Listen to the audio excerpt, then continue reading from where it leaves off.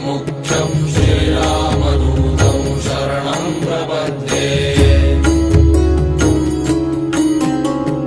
मनोजवं मारुततुल्यवेगं जितेन्द्रियं बुद्धिमतां वरिष्ठं वातात्मजं वानरयूथमुख्यं श्रीरामदूतं शरणं